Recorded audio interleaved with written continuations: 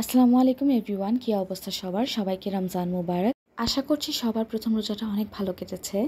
আজকের পুরো ব্লগ জুড়েই থাকছে প্রথম রোজার দিন কী প্রিপারেশনস করেছিলাম, কিভাবে করেছিলাম এই সব কিছু নিয়ে। আর তোমাদের জন্য খুবই ইন্টারেস্টিং 2টা রেসিপি আছে, সো কোনো রকম স্কিপ না করে পুরো ব্লগটা দেখতে থাকো। তো প্রথমেই গত রাতেই আমি চিকেনটা আগে ম্যারিনেট করে ফেলি। আর ম্যারিনেট করার জন্য যা যা মশলা দিতে হয় সেগুলোই দিয়েছি, যেমন হলুদ মরিচের গুঁড়া, লবণ, ধনিয়া গুঁড়া, জিরা গুঁড়া দিইনি, আদা রসুন বাটা, সয়া সস এগুলো দিয়ে ম্যারিনেট করে রেখেছি। প্রথমে চামচ দিয়ে ট্রাই করছিলাম, হচ্ছিল না, দেন হাত দিয়েই করলাম। ভালো করে ম্যারিনেট করতে হবে অ্যান্ড দেন ফ্রিজে রেখে দিই ওভারনাইট।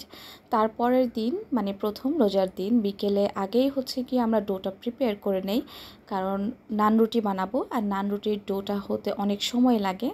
তো ডো বানানোর জন্য প্রথমে নিয়ে নিয়েছি ময়দা, তার ভেতর দিয়ে দিয়েছি ইস্ট, গুঁড়ো দুধ আর তেল, তারপর লবণ, এগুলো দিয়ে ভালো করে মিশিয়ে তারপরে অল্প অল্প করে হালকা কুসুম গরম পানি দিয়ে ডোটা রেডি করে নিয়েছি। এরপরে হালকা তেল উপরে ছড়িয়ে দিয়ে এটাকে রেস্ট করতে রেখে দিব কিছুক্ষণের জন্য। ডোটাকে রেস্টে রেখে দিয়ে এদিক দিয়ে ম্যারিনেট করা চিকেনটাকে বের করে নিয়েছি। এরপরে এর ভেতরে দিয়ে দিয়েছি বারবিকিউ মশলা। এটা যে আমার ছিল, আমার সেটা মনেই ছিল না। তারপর দিয়ে দিয়েছি আটা, দিয়ে ভালো করে মিক্সড করে নিয়েছি। বারবিকিউ মশলা না দিলেও হবে, আমার কাছে ছিল তাই আমি দিয়ে দিয়েছি। তো তারপরে এগুলোকে ডুবো তেলে ভালো করে ভেজে নিতে হবে। আমি মিডিয়াম তেলে ভেজেছি, এরকম মুচমুচে করে ভেজে নিয়ে তারপর এগুলোকে ছোট ছোট পিস করে নিয়েছি, যেহেতু আমি রেস্টুরেন্ট স্টাইলের চাপ বানাবো ভেবেছি। কারণ এটা আমার মার খুবই পছন্দ, তো আমার মা অনেক দিন ধরে খেতে চাচ্ছিল, তাই ভাবলাম আজকে বানিয়ে ফেলি, যেহেতু আমারও অফ ডে আছে। তো তারপরে ওই ভাজা তেলের ওপরেই পেঁয়াজটা দিয়ে দিয়েছিলাম। পেঁয়াজটা ক্যারামেল হয়ে এসেছে, পরে একটু আদা বাটা দিয়েছিলাম। ওটা দিতে আমি ভুলে গেছি ভিডিও করতে, কারণ একা হাতে রান্না করছিলাম, ভিডিও করছিলাম, তো অনেক বেশি হ্যাসল হয়ে যাচ্ছিল। তারপরে হলুদ গুঁড়ো, মরিচ গুঁড়ো, ধনিয়া গুঁড়ো দিয়ে আবার একটু ভাজা ভাজা করে নিলাম। তেল উঠেছে পরে টমেটোগুলো দিয়ে দিয়েছি, দিয়ে এটাকেও ভাজা ভাজা করে নিয়েছি। এই পর্যায়ে দেখলাম যে ইফতারির সময় হয়ে যাচ্ছে আর রান্না করতে অনেক লেট হয়ে যাচ্ছিল, যেহেতু আমরা ওটা ডিনারে খাবো, তো এটা পজ করে রেখেছি।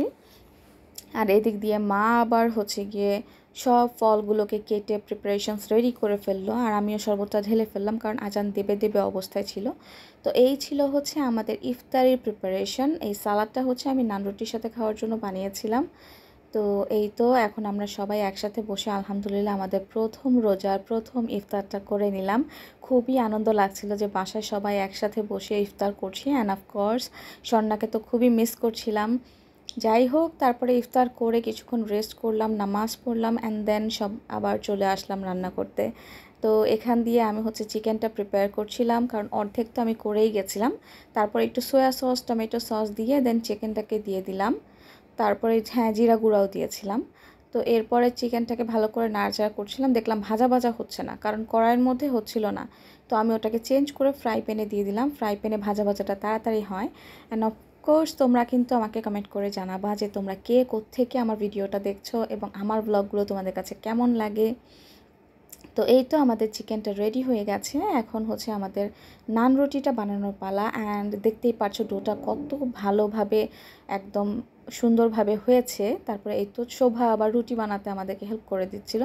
তো ও রুটি বানিয়েছে এবং মা ভেজেছে, আমি ভিডিও করছিলাম। তো রুটিগুলো এভাবে আস্তে আস্তে একটু সময় নিয়ে ভাজবা, দেখবা খুব সুন্দর ফুলবে। খুবই ফ্লাফি হয়েছিল রুটিগুলা। তো আমার ভিডিওটা যদি ভালো লেগে থাকে অবশ্যই লাইক করে দিবা, শেয়ার করবা অ্যান্ড সাবস্ক্রাইব করবা। আর অন্যান্য সোশ্যাল মিডিয়া থেকে যদি দেখে থাকো তাহলে অবশ্যই ফলো করে দিবা। তো এই তো রান্না প্রায় শেষের দিকে, আমাদের রান্না একদম কমপ্লিট হয়ে গেছে, রাতের ডিনারও রেডি। তো এখন আমি আমার প্লেটটা সুন্দর করে সাজিয়ে নিয়েছি। ট্রাস্ট মি গাইজ, খেতে একদম দুর্দান্ত হয়েছিল, অনেক মজা হয়েছিল।